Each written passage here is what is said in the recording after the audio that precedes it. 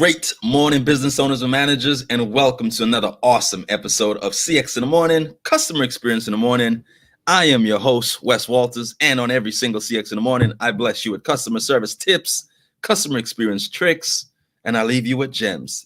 And by gems, I mean those actionable takeaways that you can implement at the speed of now. You will learn the importance of implementing an awesome customer experience and how that affects the bottom line.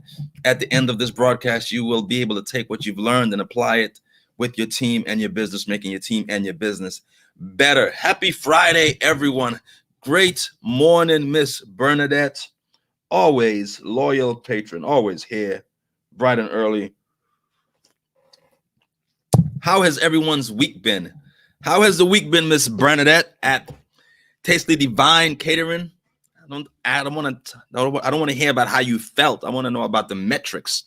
What does the metrics say the business has been doing? Has it been doing well this week? Has this been a great week? Has this been a so-so week? Has this been an awesome week? How are things on your side of the Florida-Georgia line? Very busy. Very busy means money. We love very busy. As entrepreneurs, as business owners, we love busy. Steady? No, we love busy. We like, that's what we like. So that's good stuff. Good stuff.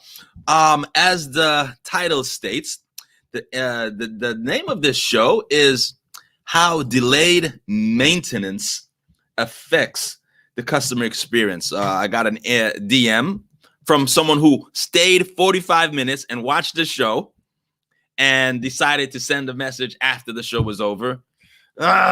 Please ask the questions during the show.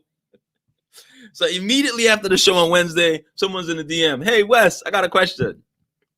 Really? Anyway, so Harry, and my camera goes. Oh, maybe the camera wants to see Dominion in the back. See, look, you see how, won't he do it, right? See that Divine download? The camera wanted to see Divine for some reason. What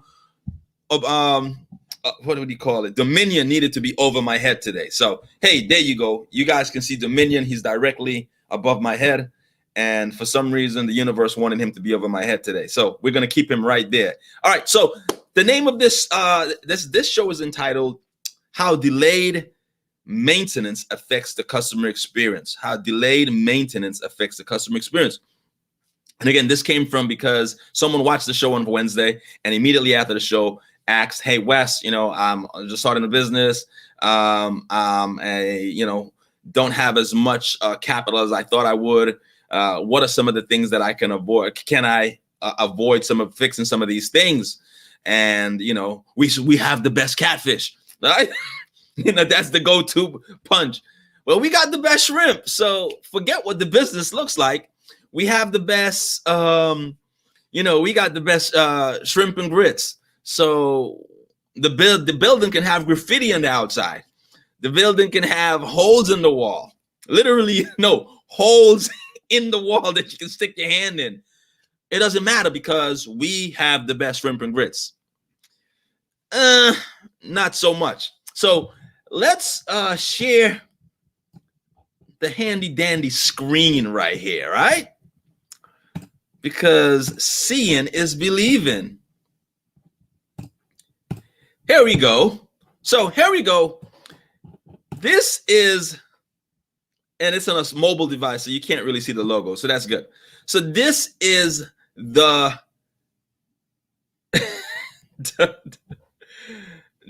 booth to go to the parking deck at what's supposed to be a 5-star hotel here in beautiful Atlanta. Yes. Supposed to be, if you go to the Yelp, this is a 5-star hotel. I kid you not. Now it gets worse. This is the UPS store downstairs of this 5-star hotel. Now, I know what you're saying. You're saying, Wes, the sign is down because they're fixing it, right? They're repairing it. Wrong. The reason why I was compelled to take the picture is because I was working at this establishment. I had a conference at this show, at a conference at this hotel, and I was there for about 3 days. And for 3 days, the 3 days that I was there, so I'm not sure if it was probably there before my 3 days and probably after my 3 days. But the 3 days that I was there, I witnessed this UPS store sign crumbled on the floor in front of the UPS store. Again, supposed to be a 5-star hotel. Now, let's just say I'm in town for the weekend and I'm passing by this hotel. And I'm thinking, now, if you're familiar with Atlanta, in Atlanta on Peachtree, like Peachtree is the main street. So there are a myriad of different hotels in walking distance. So if I'm driving around this walking distance of these hotels and I see this hotel, do you think I will check in, or I would want to check in at this hotel? This is what the booth looks like. And it gets worse. It gets worse. It gets worse. This is this is what it looks like when I was checking in the morning. And if you get to the back here on this side, I'm going to show you what the air conditioner looked like. This is the same booth. This is the same booth of what's supposed to be a 5-star hotel. Again, delayed maintenance. It's a better picture. And this is what people are seeing when they're first checking in to the parking garage. These are what the customers are seeing. Again, supposedly 5-star hotel here in Atlanta. What type of message hey, type in, what do you feel when you see these images of what's supposed to? Now, of course, with the power of Photoshop, you go to the website, they have these high resolution doctored up pictures that makes it look like, oh my God, where is this? Dubai or Atlanta, right?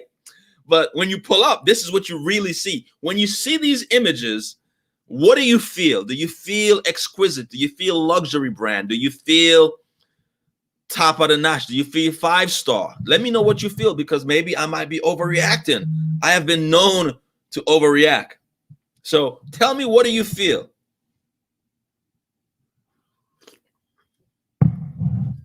Don't be shy. Don't be scared now. What do you feel when you see these images? This is the sidewalk in front of the lobby to walk into the hotel.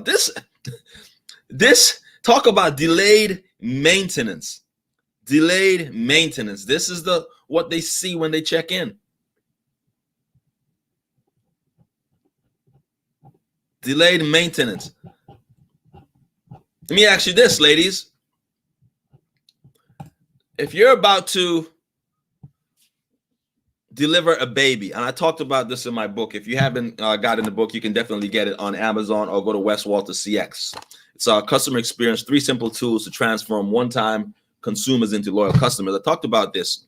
If you're about to deliver a baby, ladies, and you pull up to the hospital and you see this. You pull up to the hospital and you see this.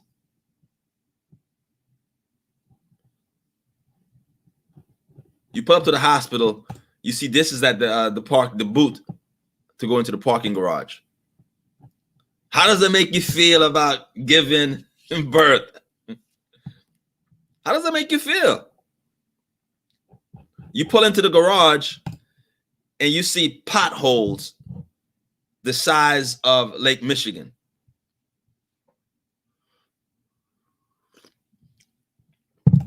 What if this was the parking lot for the hospital where you're about to deliver your baby?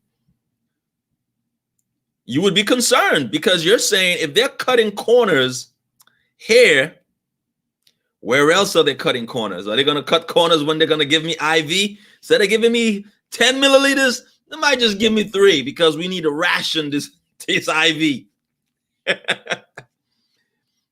You wouldn't feel warm and fuzzy. You wouldn't feel safe. Immediately, you're going to say, hey, they're cutting corners here and maintaining the parking lot. This is the first impression people get when they pull into your business. Yes, you have the best shrimp and grits. But before they even decide to order your shrimp and grits, if they pull into the parking deck and they see a piece of plywood, so obviously there was a hole here. Talk about a hole in the wall. I just talked about a hole in the wall, right? So there's a hole here, and they said, well, let's just put some plywood, cut costs and put some plywood there, right? Oh, yeah, the AC, there's another hole in the wall. Let's just put some of this magic tape around it to keep the AC in. Yeah, that's just, these wires, it's not a fire hazard. Don't worry, we have it under control. If there's a fire, we just have big cups of water. We can just douse it.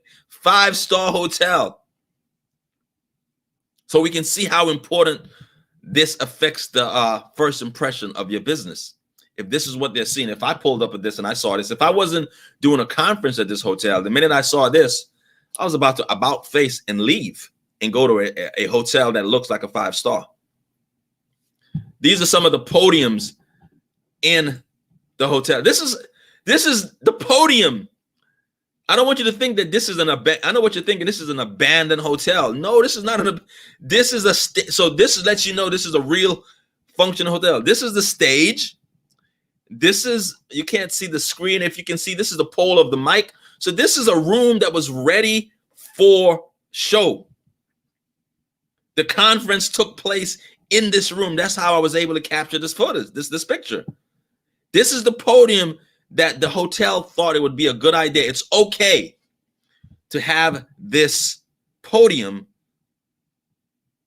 on stage in a room, in a ballroom where they're doing a presentation. So the hotel, this is a management issue. Management thinks that, hey, it's not a big deal. It's only a podium that the keynote speaker is going to be talking behind, where all eyes are going to be on him. It's not an issue. Not an issue. Not an issue. Here's a little news flash. Here's a little news flash. Here's a little news flash. It's a little news flash. Where is it? Oh, that's not it. It's not it. But in front of, and I don't want to show the name of the hotel, but in front of this hotel, in front of this podium, there's the name of the hotel. So in all the pictures of this keynote speaker, I want to find it. Let me hold on for a second, because I really want to get this message across. One second.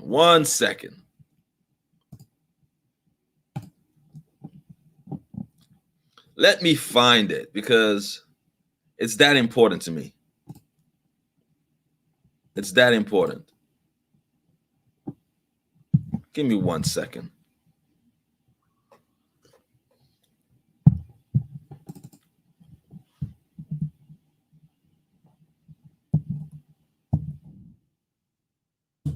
But no, I don't want to show the name of the hotel, because it's that's not cool. We never show bad when things go wrong. We only show when things go good. So we're not going to show the name of the hotel.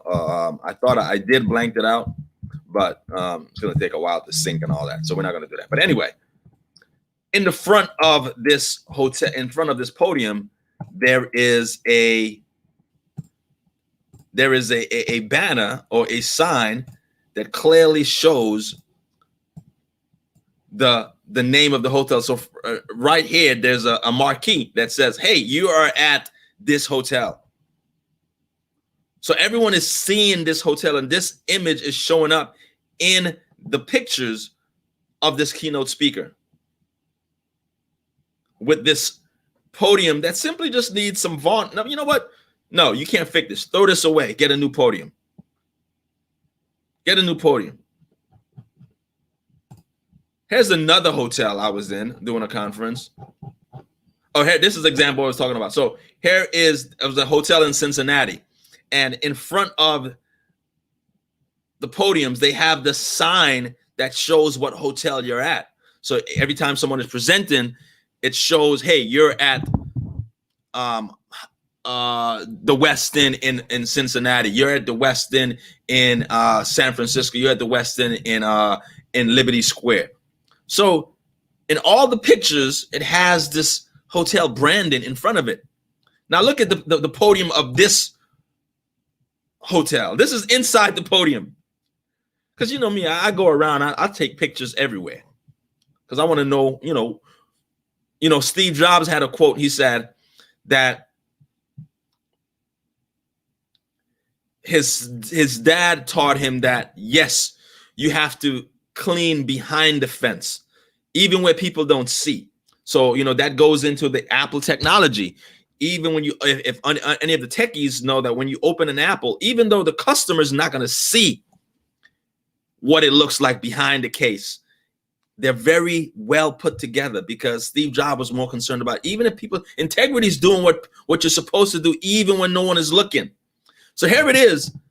That's the gem of the day, by the way. Integrity is doing what you're supposed to do, even when no one is looking. Here it is. This is the part of the podium where the customers don't see. Only the presenter sees this. So this is the opposite side of this. This is in the inside. No one sees this, but look how it looks. The presenter sees this. The presenter sees this. A customer experience expert like Wes, who's going to visit that hotel, is going to see this. And look at the podium, man. Look at the podium. Look at the podium. You can't see this, but this is dirt. You probably can't see it in your mobile device, but at the bottom here, it's pretty brown. Brown. You can't see this, but there's a black stain right here. Not sure if you can see that on your device. This is inside the podium. Cut wires. It's just filthy. You don't want to put your coffee. Do you want to put your coffee? Let me ask you this. If you're a presenter, would you want to put your coffee on this podium? Just be truthful. Because again, I know I'm a germ freak. So, certain things just like turn me off, but everyone is not a germ freak. So if your coffee is in a cup, are you comfortable with putting your coffee there? If it's yay, then no problem. We keep it moving. But look at the podium at another quote unquote 5-star hotel. Wires hanging. This could be rectified with just a new coat of paint and some new rug, some new carpet on the outside, because this podium had carpet. Just need to be recarpeted and repainted on the inside with black paint.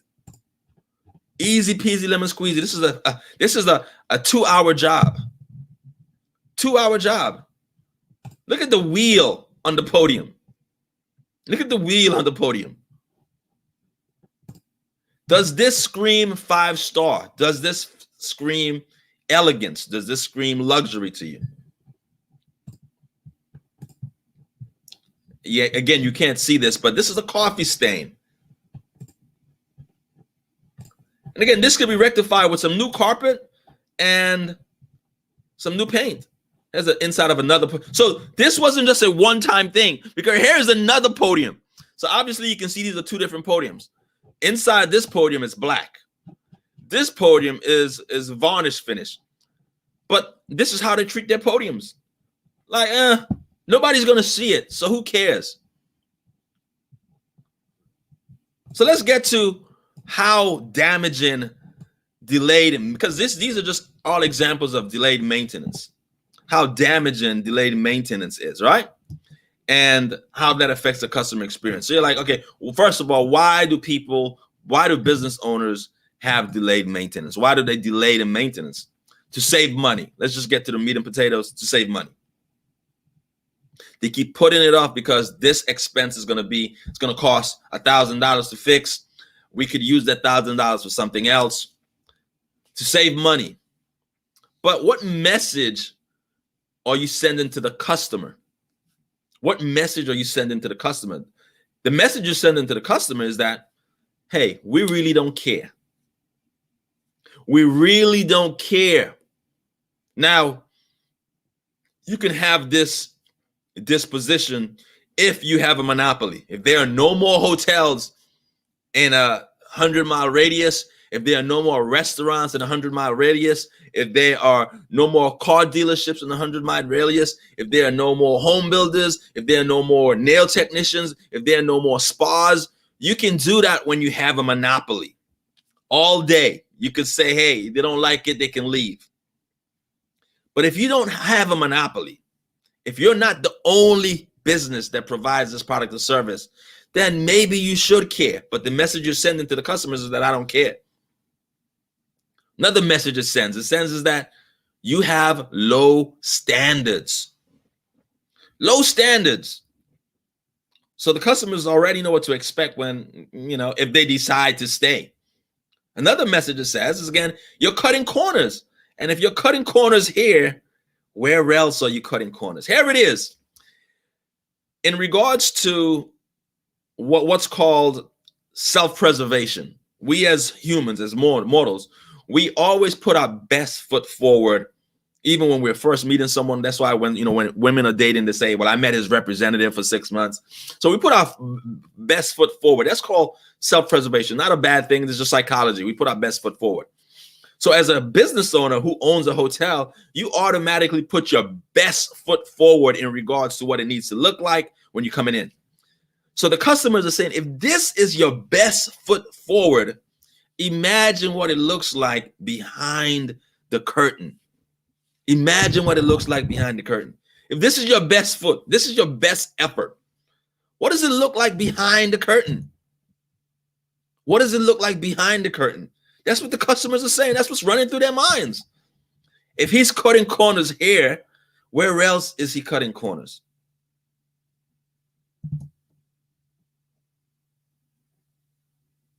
What else? What is it saying to the customers? Again, the customers are looking and saying, well,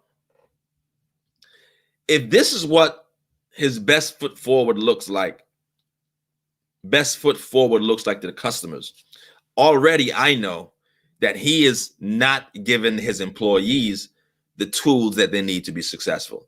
Automatically, if this is what you're doing to show the customer, if you have delayed maintenance for stuff that affects the aesthetics of the building, I know for sure you have delayed maintenance on stuff where we can't see. It's a given. If you're cutting corners on the paint of the exterior of the building, we know you're cutting corners on the inside where people can't see. This is common sense.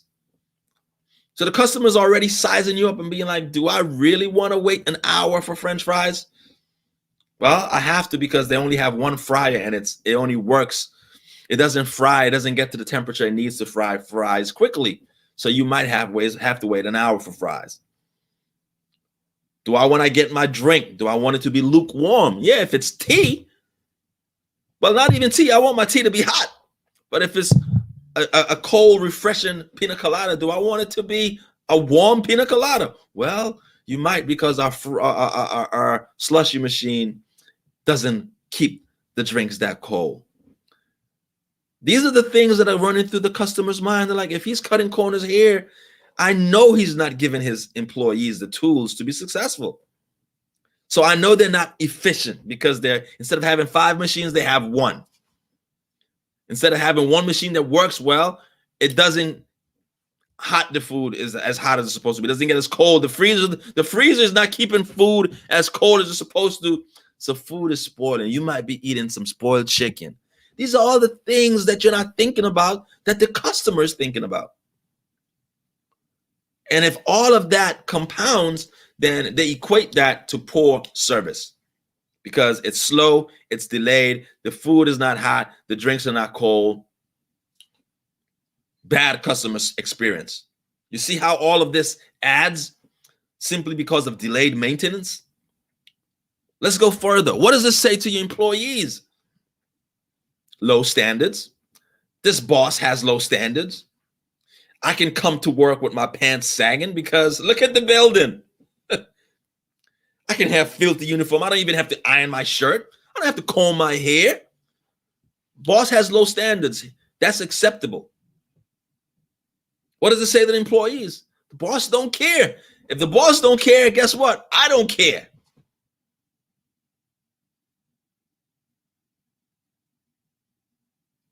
That's the message you're sending. You're at the helm of the organization. You're responsible for setting the tone. Now, if any of you guys are familiar with Dr. Dr. Nito is the president of High Point University in North Carolina. And when Dr. Nito got there, he turned the campus around. Literally 180 degrees turned this university around to a point where, and one of the quotes that he always talks about, he says, people rise to the environment that they're in. That's the gem of the day too. That's another gem. People rise to the environment that they're in.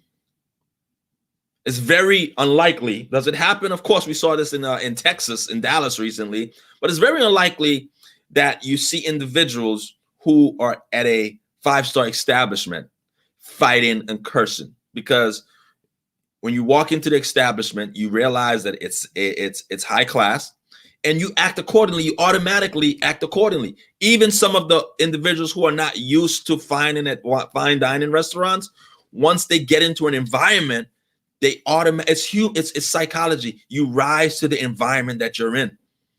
Even if you got to put on an act. Even some people are like, I don't know what fork to use. Yes. But at least they know that you don't speak loudly. At least they know that you don't stand in chairs. So even individuals who are not used to dining at an establishment, who have not been used to being in an environment, even in those situations, when they get there, they immediately start to observe what others are doing and they adapt quickly. So Dr. Nito found that he says that people rise to the environment that they're in. So when he got there, he was sure that there was no graffiti on the buildings at the campus, because if people saw graffiti, they're gonna act like how you act when there's graffiti. What do you do when you see graffiti? You want to put more graffiti on the walls. What do you do when the campus don't have freshly manicured lawns? What do you want to do? You want to do this. That's what you want to do. When you go on a lawn and you see it's full of trash, what do people normally do? That's what they do. Throw more trash. What do you do when it's summer in North Carolina and there's no AC? You wild out because you're hot. So people rise to the environment that they're in.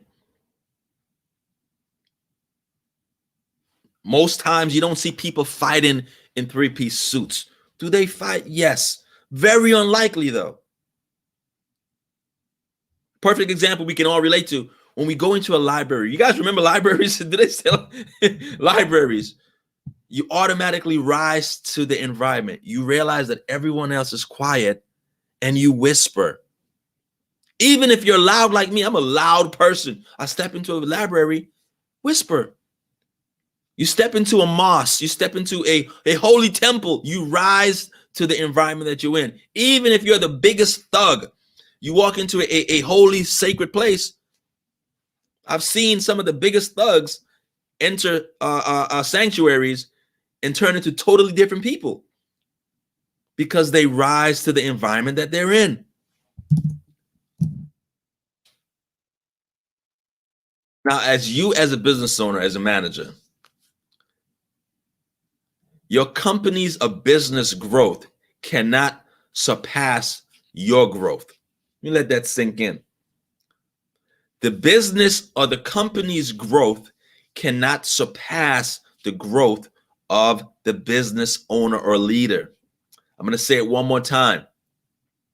Your business cannot surpass you in regards to mindset, in regards to appearance, in regards to attitude, in regards to the business cannot surpass you. If you're running the business, that's why it's so important for you as a business owner to constantly be reading, constantly be meditating, constantly be praying, constantly using time every single day for study time and learning time. Because the business is dependent on your growth. If you stop growing, the business stop growing. I'm going to say it one more time. The business or your establishment, your company cannot surpass your growth. The business or the company's growth cannot surpass the growth of the leader. What else does it say when you have delayed maintenance to the employees? It says that, you know, this owner doesn't operate expeditiously. He doesn't operate with a sense of urgency because this store, this UPS store sign has been down. This UPS store sign has been down for 3 days, and they're in no rush to fix it. So they don't operate with a sense of urgency at this hotel. That's what it says to the employees. That's what it says to the employees. But what does that say? Well, how do they internalize that? You, as a business owner and manager, you're slow to execute. Okay. What else are you slow to do? You're slow to give raises. What else does it say?